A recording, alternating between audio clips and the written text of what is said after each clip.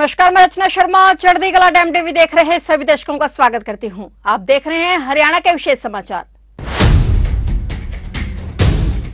कुरुक्षेत्र में आगामी 7 दिसंबर से 24 दिसंबर 2023 तक अंतर्राष्ट्रीय गीता महोत्सव का आयोजन किया जाएगा। इस महोत्सव के मुख्य कार्यक्रम 17 से 24 दिसंबर तक आयोजित किए जाएंगे। इस वर्ष मुख्य सांस्कृतिक कार्यक्रमों के लिए ब्रह्म सरोवर पुरुषोत्तमपुरा बाग में मुख्य पंडाल सजाया जाएगा। हरियाणा सरकार की तरफ से इस बारे में जानकारी देते हुए बताया गया कि इस वर्ष मुख्यमंत्री मनोहर लाल के आदेशानुसार पहली बार महोत्सव के मुख्य कार्यक्रम 8 दिन के होंगे। इस वर्ष गीता जयंती 23 दिसंबर को मनाई जाएगी।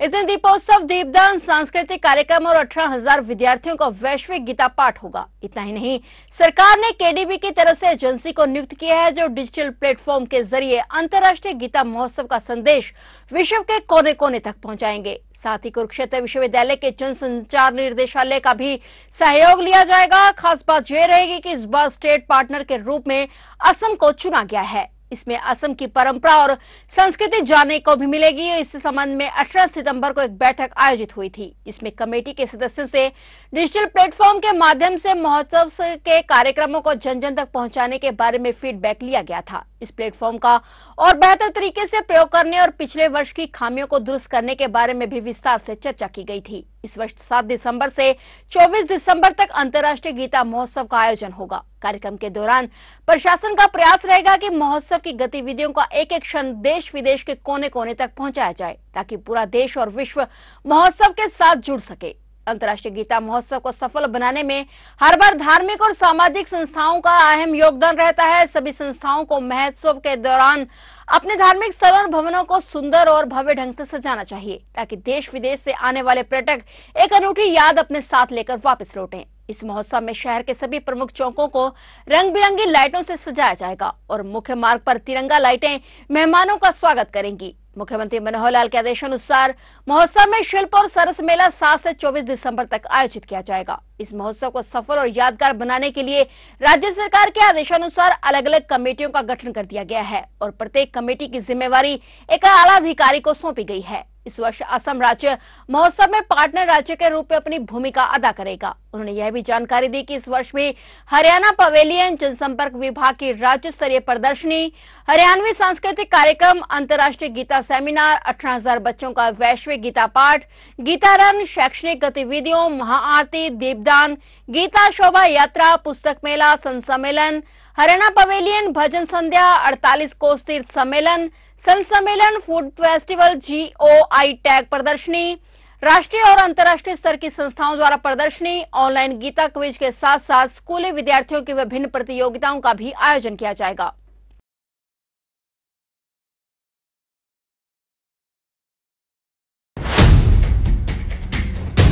मुख्यमंत्री मनोहर लाल ने भौतिक निर्माण के साथ साथ युवाओं में अच्छे संस्कार होने के महत्वपूर्ण विषय पर बल देते हुए कहा कि जीवन में भौतिक निर्माण के साथ साथ मनुष्य में अच्छे संस्कारों का समावेश होना अत्यंत आवश्यक है। इस दिशा में हमारा पूरा समाज जितना आगे बढ़ेगा, भारत देश उतनी ही तरक्की करेगा। मुख्यमंत्री ने कहा कि संस्कारों से दृष्टिकोण बनता है और इस प्रकार के आयोजनों से संत समाज द्वारा युवाओं में अच्छे संस्कार उत्पन्न करने का वातावरण देने का प्रयास किया जा रहा है। उन्होंने कहा कि युवाओं में अच्छे संस्कार उत्पन्न करने को लेकर हरियाणा में नशा मुक्ति अभियान के तहत साइक्लोथॉन का आयोजन किया गया। साइक्लोथॉन का साइकिल रैली के माध्यम से युवाओं को नशे से दूर रखने के लिए प्रेरित किया गया। उन्होंने अपने संबोधन में युवाओं में ज्ञान और शिक्षा के माध्यम से अच्छे संस्कार पैदा करने के महत्व पर बल दिया। मुख्यमंत्री ने कहा कि आध्यात्मिक कार्यक्रमों के माध्यम से युवाओं को समाज में अच्छे संस्कार मिलते हैं। उन्होंने कहा कि यह हमारे लिए गर्व का विषय है कि हरियाणा के कुरुक्षेत्र में गीता का उपदेश एकमात्र ऐसा उदाहरण है जहां भगवान श्री कृष्ण युद्ध के मैदान में संस्कार की बात बता रहे हैं। गीता का यह उपदेश आज भी उतना ही प्रासंगिक है जितना उस समय था। गीता के सार को जन जन तक पहुंचाने के उद्देश्य से अंतर्राष्ट्रीय गीता महोत्सव का आयोजन किया जा रहा है। हमने विदेशों में भी करीब 12 देशों में अंतर्राष्ट्रीय गीता महोत्सव के कार्यक्रम शुरू किए हैं, ताकि गीता का संदेश विश्व के हर कोने तक पहुंच सके। साथ ही शिक्षा में भी गीता के श्लोक अनिवार्य किए हैं। वहीं उन्होंने कहा कि प्रधानमंत्री नरेंद्र मोदी द्वारा लिए गए संकल्प के अनुसार भारत को अगले 3 वर्षों में $5 ट्रिलियन की अर्थव्यवस्था के क्लब में शामिल होना है। हम इस दिशा में आगे बढ़ते हुए निरंतर तरक्की की राह पर अग्रसर होंगे। उन्होंने कहा कि भारत की परंपरा और संस्कृति बहुत महान है, जिसका विदेशों में भी नाम है। गुजरात का मैं कई बार उदाहरण देता हूं। हमारे स्वामी जी गुजरात में अपना सारा वो करते हैं, अपना चिंतन मनन।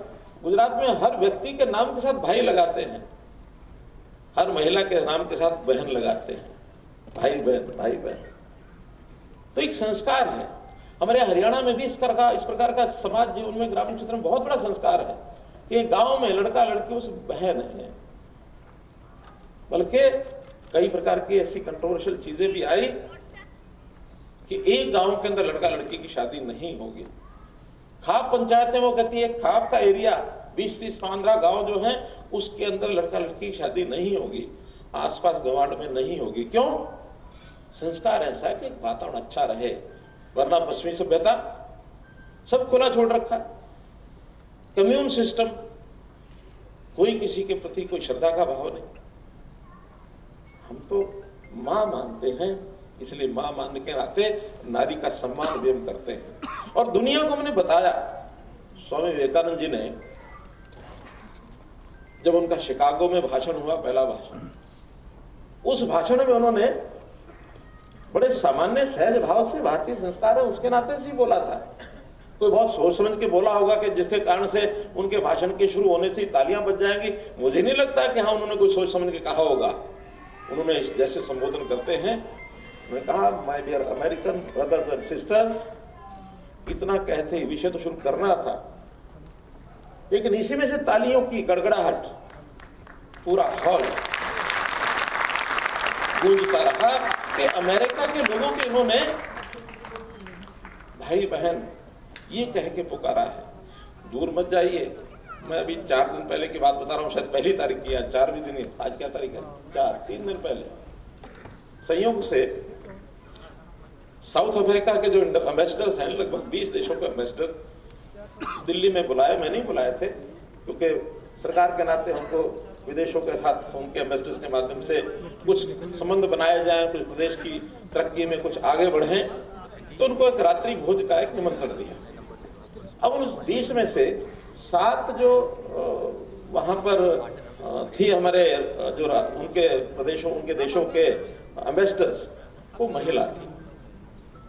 मुझे लगा कि कोई एक संस्कार की बात इनके सामने अपने देश की रखी जाए, तो मैंने कहा ठीक है, इन 7 महिलाओं से कहो कि रक्षाबंधन के दिन मुझे रक्षा का बंधन बांधे।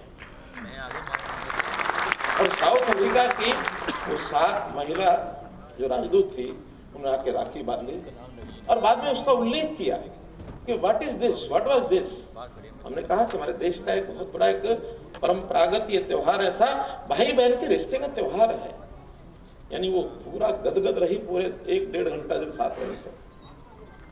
अब ये संस्कार यहीं का है और इस संस्कार को मन में उतार कर चलते हैं। एक मैं छोटी घटना सुनाता हूं। एक बार एक नदी में थोड़ा पानी था और उसको नदी को पार करने के लिए सामान्यतः पुल वुल नहीं होते थे, पानी में से चल के जाना पड़ता था। तो एक थोड़ा बड़ी आयु का व्यक्ति वो आके खड़ा हो गया, नदी को पार करूं तो कैसे करूं। थोड़ी देर में उसी गांव में दूसरा गांव पार में था, तो एक लड़की भी आके खड़ी हुई, उसको भी पार करना था, वो भी खड़ी हो गई। पार करना मुश्किल है। एक नौजवान आया, उसने भी पार करना था। उसने देखा कि ये 2 लोग तो पार करने में कठिनाई इनको महसूस हो रही है, तो चलो मैं सहायता करता हूं। नौजवान था, वो तो पार करने में सक्षम था। उसने कहा कि पहले ये महिला है, लड़की है, इसको पार कराना ठीक रहेगा, आगे अपने चली जाएगी, अपने गांव चली जाएगी। उसने कंधे पर बैठाया, पार करके वहां छोड़ आया, वापस आकर के और उस बुजुर्ग को कहा कि मेरे कंधे पर बैठो। तो बुजुर्ग थोड़ा नाराज हो गया, नहीं मैं तुम्हारे कंधे पर नहीं बैठूंगा। उन्होंने कहा नहीं महाराज, आपने नदी पार करनी है, आप पार कराऊंगा मैं आपको, आप दिक्कत आएगी, आपके नदी में पानी थोड़ा ज्यादा है, ऐसा ना हो कि जान खतरे में पड़ जाए। कैसे तैसे मना करके कंधे पर बैठा लिया, नदी पार ले गए, पार लेके उतार दिया और कहा कि ठीक है बाबा, आपने भी, उसको पता था इसने गांव में जाना है, कि आपने भी उस गांव में जाना है, मैंने भी गांव में जाना है, चलो चलते हैं। साथ चल पड़े। अब चल पड़े तो जो नौजवान है उस बुजुर्ग आदमी को जो भी कहा, चाचा ताऊ कह के बातचीत करने के लिए प्रयत्न किया कि कैसे हो, क्या हो। वो बुजुर्ग जो है वो बोले नहीं, नाराज, गुस्से में। कि आप बोलते क्यों नहीं, बताओ तो सही। फिर गुस्सा जब निकला, फूटा, तो क्या खाक बोलो, तो अपने उस लड़की को कंधे पर बैठा करके ले आया। हाँ, ये क्या हुआ, आखिर वो भी संकट में थी, उसको मैंने पार किया तो मैं ले आया। कि नहीं, तुम पतित हो, लड़की को कंधे पर उठा लाया। कि बाबा, मैं तो कंधे पर बैठा करके नदी के किनारे उसको छोड़ आया था, और तुम हो कि उसको लेकर के अभी तक साथ चल रहे हो।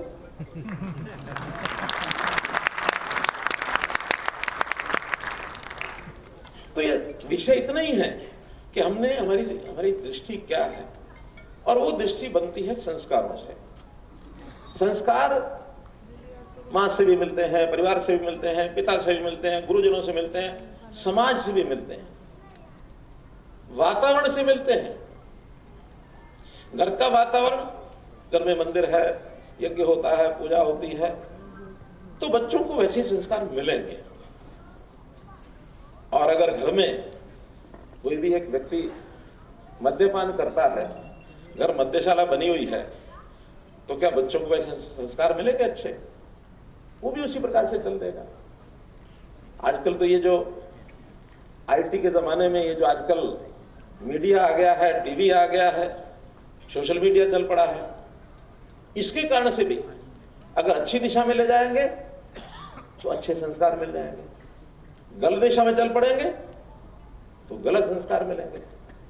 तो हमको इस सारे वातावरण को काबू करने के लिए जो संभ्रांत लोग हैं, जो जिम्मेवार लोग हैं, जिनके ऊपर लगता है कि हमें क्योंकि समाज का मार्गदर्शन करने के लिए वो भी एक बड़ा वर्ग होता है, संत सन्यासी उसमें है, उसमें हमारे धार्मिक स्थान है, हमारे सांस्कृतिक ऐसे कार्यक्रम करने के लिए जो वातावरण बनाते हैं, अच्छा वातावरण बनाने के लिए हमको जिसको भी जहां करना चाहिए उपयोग करना होता है, क्योंकि हमारे परिवार के बच्चे, हमारे नौजवान ठीक दिशा में चलेंगे तो समाज सुखी होगा।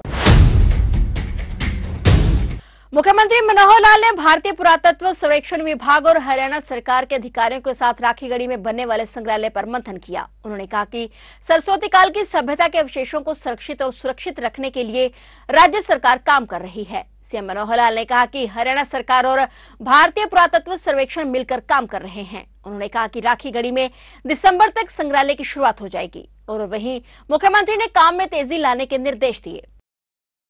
जो हमारी पुरानी सभ्यता एक्सकेवेशन के माध्यम से जो भी हमको मिली है, उस स्थान को सुरक्षित रखना, उसको विकसित करना, लोगों के विजिटर्स के लिए उसको खोलना, ये काम भी एएसआई के साथ मिल करके और हरियाणा सरकार कर रही है। उसके सबसे पहले तो डिज़ाइन वगैरह उसका जो एएसआई ने बना के दिया है वो लगभग फाइनल हो गया। बाद में पीएमसी उसका और बनाया जाएगा।